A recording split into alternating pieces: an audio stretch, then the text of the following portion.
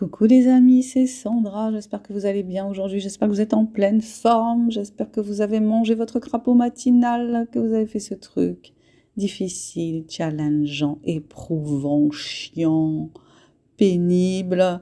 Voilà, tous les adjectifs négatifs que vous pouvez lui trouver, trouvez-lui, hein, et ben quand même, allez-y, hein, faites-le, et puis ça va vous donner la pêche pour avancer dans vos projets, pour rester déterminé, pour rester engagé. Donc aujourd'hui, je continue ma lecture des Comploteuses, le chapitre 10 que je vous offre. Donc si vous voulez connaître la suite rapidement des aventures d'Estelle, harcelée par le fils du patron, complètement dérangé, les aventures de tous mes héros plongés au cœur de la crise Cocoloco, la crise Covid, celle qui nous a rendus cinglés pour certains, ou a tenté en tout cas de nous rendre cinglés, mais on a résisté. Eh ben, je vous invite donc à vous précipiter sur la plateforme Amazon ou la plateforme Kobo, où vous trouverez mon livre en version numérique. Lisez-le, commentez-le, partagez-le, mettez des étoiles pour dire si vous avez aimé un peu, beaucoup, passionnément à la folie ou pas du tout. C'est parti pour le chapitre 10.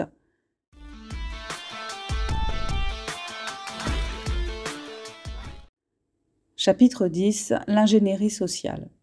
Niels supposait que le terme lanceur d'alerte était une bonne définition de ce qu'il faisait, mais il le savait, ceux que son action dérangeait le traitaient de complotiste. Ce qui le poussait à continuer malgré les commentaires fielleux et les insultes, c'était que le nombre de personnes qui le suivaient sur sa chaîne YouTube, sur son compte Facebook et sur Twitter ne cessait d'augmenter chaque jour. Il lui arrivait fréquemment de faire des millions de vues. Il conservait son anonymat en ne montrant pas son visage, mais il ne travestissait pas sa voix. Depuis qu'il s'était lancé dans cette activité, il était à la fois effrayé et rassuré par la nature humaine. Le degré d'acceptation par ses semblables de directives absurdes le faisait halluciner, oui. Mais il y avait les autres, ceux qui réfléchissaient, ceux qui prenaient de la distance, ceux qui analysaient, ceux qui se posaient des questions et n'avaient pas peur de le faire savoir. Ils étaient trop peu nombreux, mais ils existaient, heureusement. S'il avait opté pour une carrière de mécanicien à la SNCF après un bac pro métier de l'électricité et de ses environnements connectés, c'était parce qu'il n'avait pas un goût prononcé pour les études. Même s'il aimait apprendre, le système scolaire ne lui convenait pas. Il était trop contraignant pour quelqu'un qui avait besoin de bouger et supportait mal de passer de longues journées enfermé dans une salle de classe. Depuis l'avènement d'Internet, il était facile d'apprendre par soi-même ou de se former à distance, et il préférait aller chercher l'information plutôt que de se la voir livrée sur un plateau. Il lisait beaucoup sur papier et en ligne. Il regardait énormément de vidéos. On accélérait la vitesse de lecture afin d'en consommer davantage. Au départ, c'était pour se perfectionner dans son domaine. Et puis, petit à petit, au moment du confinement, il était tombé sur des chaînes YouTube qui lui avaient ouvert les yeux sur des choses auxquelles il ne pensait pas auparavant. Des choses qui, a priori, ne l'intéressaient pas, qui ne l'auraient pas intéressé si cette période n'avait pas mis en alerte des antennes dont il ignorait disposer. Complotiste ? Ok, si vous voulez. Le complotiste, c'est celui qui s'interroge. C'est celui qui pose des questions que les autres lui disent d'arrêter de se poser. Le complotiste, c'est celui qui dénonce les complots, se disait Niels. S'il avait davantage aimé les études, il serait devenu chercheur en psychologie sociale. Il s'intéressait à la manipulation mentale et à la façon dont elle était utilisée à l'insu du Pékin moyen. On appelait cela de l'ingénierie sociale. Ce sujet le passionnait et il passait des heures à s'informer là-dessus. L'ingénierie sociale. Après le stade de sidération provoqué par le confinement, Niels avait vite pris conscience que c'était cela qui sévissait dans son pays et dans le monde entier depuis mars 2020 à un niveau jamais atteint jusque-là. Le monde était devenu un laboratoire à ciel ouvert pour une bande de manipulateurs professionnels qui usaient du mensonge comme de leur langue maternelle. Pour lui, cette crise du Covid s'apparentait à un gigantesque test de soumission, une redite d'expérience célèbre. En 1951, Solomon Asch avait testé le degré de conformisme de groupes d'étudiants de 17 à 25 ans. À l'intérieur de ces groupes, tous les participants étaient complices de l'expérimentateur, sauf un. Leur tâche consistait à déterminer si deux lignes étaient ou non de la même longueur. Les complices avaient pour consigne de donner une réponse fausse et l'expérimentateur observait le positionnement du sujet piégé. Les résultats sont les suivants. 5% des sujets se conforment à l'opinion des autres, 25% les contredisent et 70% se conforment plus ou moins. Dans l'expérience de H, les influenceurs étaient 7, 8 ou 9, et il était déjà difficile pour le sujet de demeurer en accord avec ses sensations visuelles, car cela signifiait se désolidariser du groupe et en être exclu.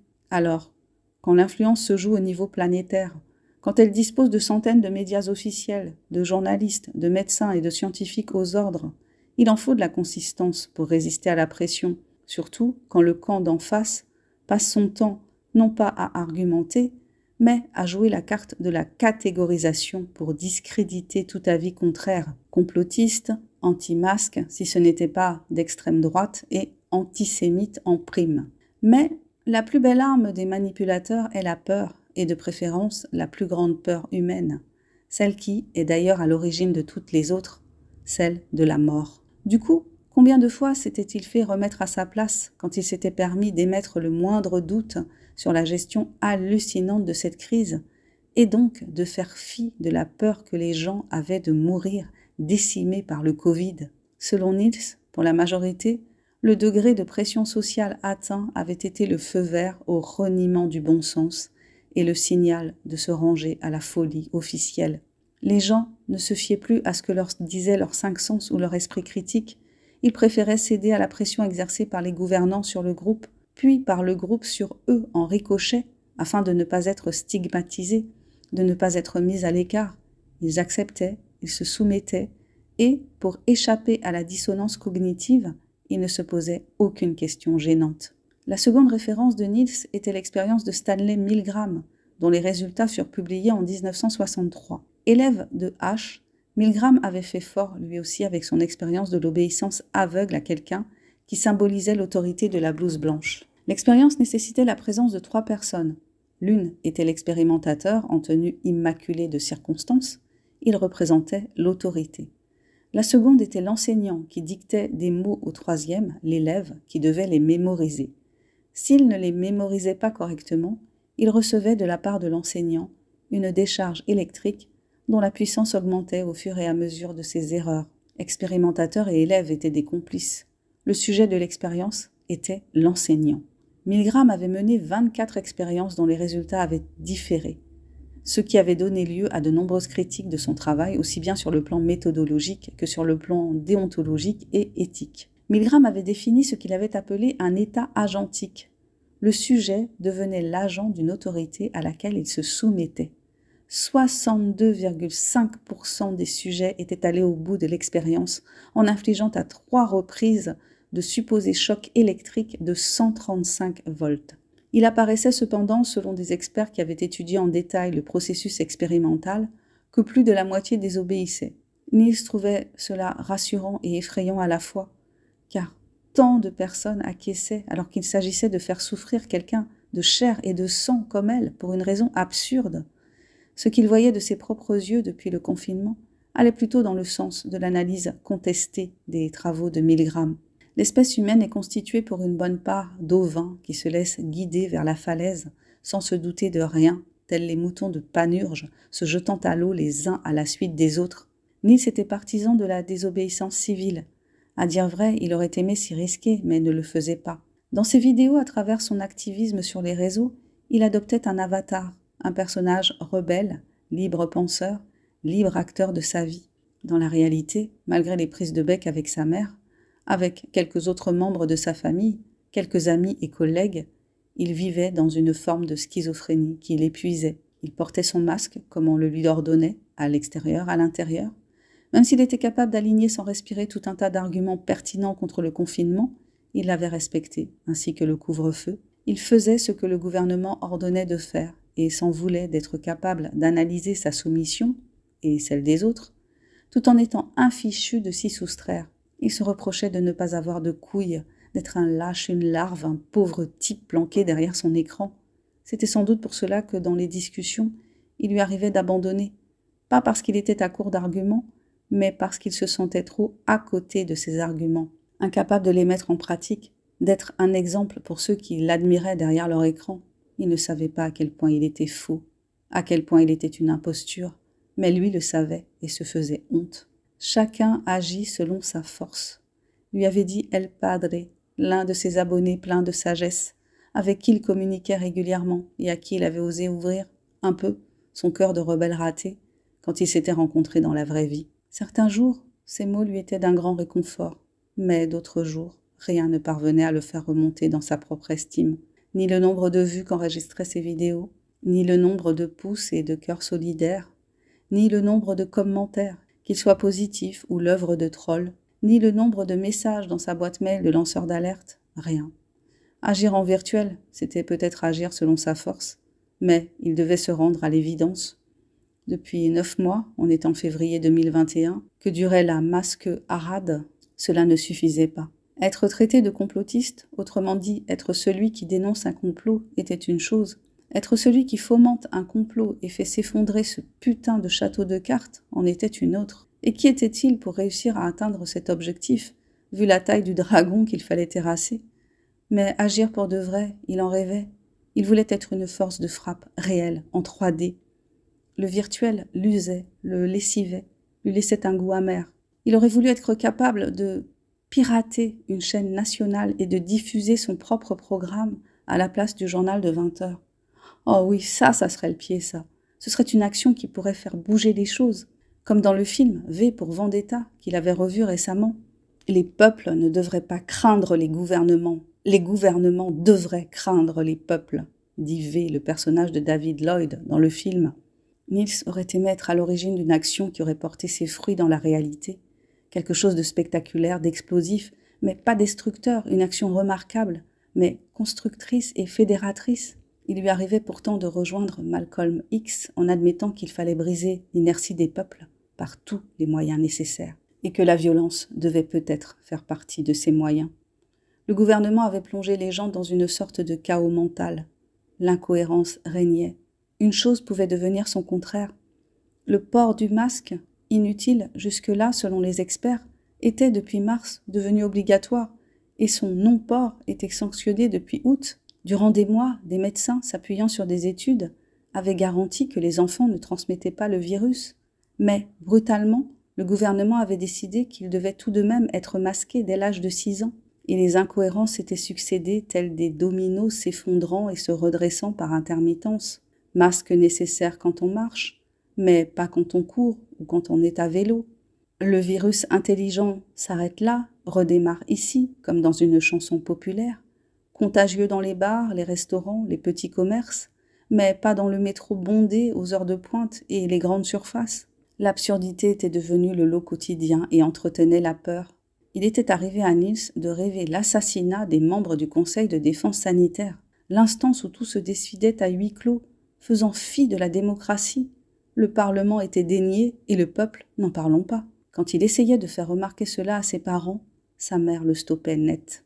Le sujet était devenu tabou et elle préférait ne pas en parler pour éviter les tensions, les disputes, et puis de toute façon, disait-elle, il n'y avait rien à faire, c'était ainsi. Le gouvernement faisait de son mieux et elle n'aurait pas aimé être à sa place. Le gouvernement fait de son mieux. Dieu qu'elle aimait répéter cette phrase. Cela le faisait grincer des dents et serrer les poings. 9 mois déjà de ce régime et elle en était encore à dédouaner ces enfoirés. Il aurait voulu sortir le soir, aller voir des amis, aller dans un bar, un resto, au ciné, sortir quoi, vivre, draguer, baiser aussi, bordel. Le Covid lui empoisonnait la vie, le rendait fou, l'enfonçait dans son mal-être, dans ses névroses, sa timidité, sa difficulté à communiquer, ses nouvelles vilaines petites manies, celle de boire en douce en particulier.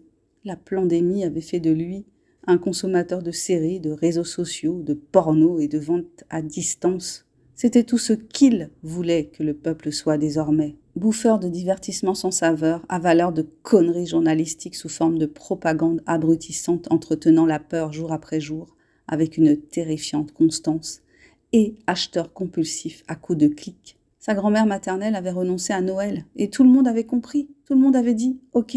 Combien de fois avait-elle vu cette pub immonde? Un soir, une mère fête son anniversaire, entourée de ses proches, vilains qui n'ont pas respecté les gestes barrières durant la journée. Les acteurs souris s'embrassent devant le gâteau couvert de bougies et les cadeaux. Et puis, dans la séquence suivante, bam, la mère se retrouve en réanimation, aux portes de la mort, et le message est « On peut tous être touchés, alors on doit tous se protéger. Ensemble, continuons d'appliquer les gestes barrières. » Publicité indigne et culpabilisante aux yeux de Niels, constantes attaques contre le mental des individus, avec des armes de destruction massive de la réflexion. Kalachnikov, médiatique d'anéantissement de la pensée. Merci à Édouard Bernays, l'inventeur des relations publiques, de la manipulation mentale à échelle planétaire. Il avait incité les femmes à fumer en leur racontant que cela allait les libérer du joug masculin. Pas d'état d'âme, pas d'empathie, seul le fric comptait. Il avait su en faire gagner à des industriels sans scrupules pour s'en remplir lui-même les poches. Il avait sévi au XXe siècle, mais il avait une belle descendance. Au XXIe, des salopards du même acabit avaient réussi à convaincre la grand-mère maternelle de Niels, auparavant si active, de limiter ses déplacements, d'arrêter de faire de la randonnée avec son groupe de papy et mamie hyper dynamique, et de craindre sa famille, ses voisins, ses amis, de craindre qu'il lui refile le Covid. Quand on proposait de passer la voir, elle disait non, et on était censé comprendre. Oui, elle a 70 ans, elle est âgée, elle fait partie de la population à risque. C'est normal qu'elle ait peur, disait sa mère. Mais lui trouvait que ce n'était pas normal de vivre constamment ainsi, que c'était cela qui allait finir par la rendre malade, cela et se couper du monde pour se préserver de la maladie. Masque et distanciation physique ne suffisaient pas à la rassurer. Il se souvenait de cette dernière soirée en famille où tout le monde, sauf lui, était masqué, où, malgré le froid, la fenêtre était ouverte pour faire circuler l'air et chasser le virus. Il y avait du gel hydroalcoolique et une boîte de masques sur un guéridon dans le couloir près de la porte d'entrée, comme dans un magasin. D'habitude, l'appartement était nickel. Sa grand-mère était une fée du logis. Elle ne réclamait de l'aide que pour faire ses vitres et quelques nettoyages en hauteur. Elle avait franchi un niveau. Il ne s'agissait plus de nettoyage mais de désinfection. Une ou deux remarques de son grand-père avaient confirmé les sensations de Niels. Il avait évoqué des emballages des courses qu'elle passait à l'alcool avant de ranger.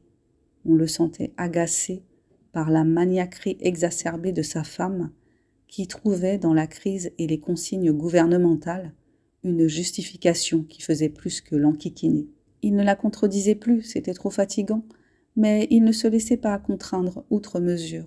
Grand gaillard en bonne santé, il portait les 3/4 du temps son masque sous le nez, sortait quand ça lui chantait et au final avait peu changé ses habitudes. D'autant plus qu'aucun flic ne l'avait jamais ennuyé. Ce qui lui manquait le plus, c'était le petit verre pris avec ses amis au café du coin. Ils se croisaient au moment des courses.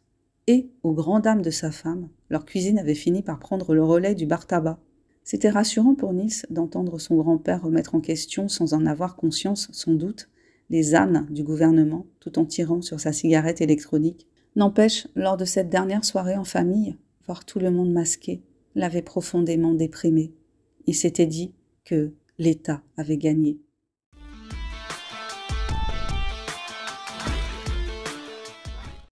Voilà les amis, c'est fini, c'était le chapitre 10 des comploteuses. J'espère que ça vous a plu, j'espère que ça vous a parlé. Si vous avez vécu la crise Covid comme moi, je pense que ça vous a parlé.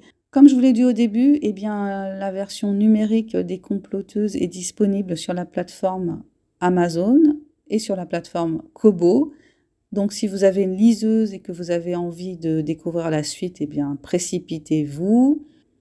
Voilà, laissez des étoiles pour dire si vous avez aimé un peu beaucoup passionnément à la folie ou pas du tout. Et puis, partagez surtout. Si vous pensez que quelqu'un pourrait être intéressé par mon travail, partagez cette vidéo. Et j'ai écrit également d'autres romans. Donc, si vous voulez découvrir mon travail, tout est sur la plateforme Amazon.